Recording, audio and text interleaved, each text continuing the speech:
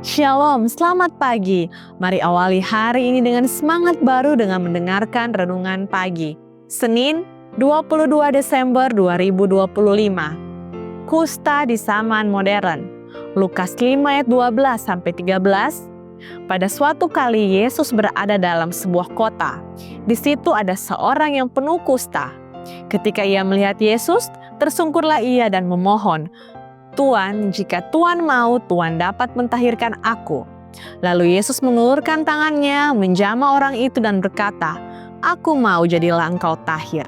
Seketika itu juga lenyaplah penyakit kustanya. Seperti kusta di dunia 2000 tahun lalu, AIDS adalah penyakit yang sangat ditakuti di abad ke-21. Meski kita tidak lagi mendengar teriak najis terhadap penderitanya, banyak orang, bahkan anggota gereja, masih berusaha menghindari mereka. Penderita kusta itu berkata kepada Yesus, "Jika engkau mau," sambil bersujud memohon kesembuhan. Saya bertanya-tanya, berapa kali sebelumnya dia meminta tolong dan justru ditolak? Setelah disembuhkan, kemana Yesus menyuruhnya pergi? Kembali ke komunitas gereja yang dulu menolaknya. Sungguh suatu pelajaran yang dalam. Carol Grady bercerita tentang Scott, seorang pemuda penderita AIDS yang pulang untuk menghabiskan sisa hidupnya. Ibunya berkata, "Salah satu hal tersulit adalah sikap jemaat gereja kami. Sekarang saya sadar, mereka menghindar karena tidak tahu harus berkata apa. Bahkan saat saya mengundang mereka untuk menemui Scott, hanya sedikit yang datang. Sungguh berharga rasanya jika ada yang mau mendengarkan dan berbagi duka, dan tentu mereka takut tertular AIDS." Scott sangat ingin sekali lagi memainkan organ dan piano di gereja, namun tidak diizinkan. Scott juga meminta pendeta untuk mengurapinya, namun sang pendeta menjawab, "Saya rasa itu tidak tepat. Apa kau yakin Tuhan akan menyembuhkanmu?" Scott pun dengan lapang hati berkata, "Tidak apa-apa, tapi bisakah Anda mendoakan orang tua saya dan berdoa agar saya kuat menahan rasa sakit?"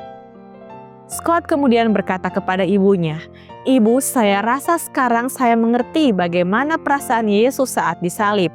Dia ditinggalkan oleh mereka yang mengaku mengasihinya. Pasti dia sangat sedih." Di gereja yang mengaku peduli, bagaimana mungkin kita masih membiarkan penolakan seperti ini? AIDS tidak menular melalui bersin, batuk, sentuhan biasa, ciuman di pipi, toilet umum, kolam renang, handuk bersama, alat makan, gigitan nyamuk, air seni, keringat, atau sekedar berteman. Mendiskriminasi penderita AIDS atau siapapun yang dianggap beresiko berarti melanggar hak asasi manusia yang membahayakan kesehatan masyarakat. Setiap orang yang hidup dengan AIDS layak menerima belas kasih dan dukungan, terlepas dari bagaimana mereka terinfeksi. Mari kita berikan sentuhan penyembuhan kepada para penderita kusta masa kini, seperti yang dilakukan Yesus. Di musim yang khusus ini, ya Tuhan, tunjukkanlah kepadaku siapa yang perlu kujangkau dan kusentuh bagimu. Kay Kusma. Kiranya renungan di pagi hari ini dapat menjadi kekuatan bagi kita semua dan menjadi perenungan kita sepanjang hari ini. Amin.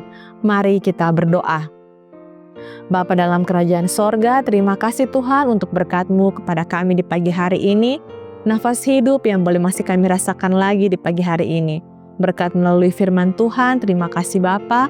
Biarlah itu dapat menguatkan iman kami untuk lebih setia kepadamu, mengajarkan kami untuk selalu mengasihi sesama kami sama seperti Engkau ya Bapa.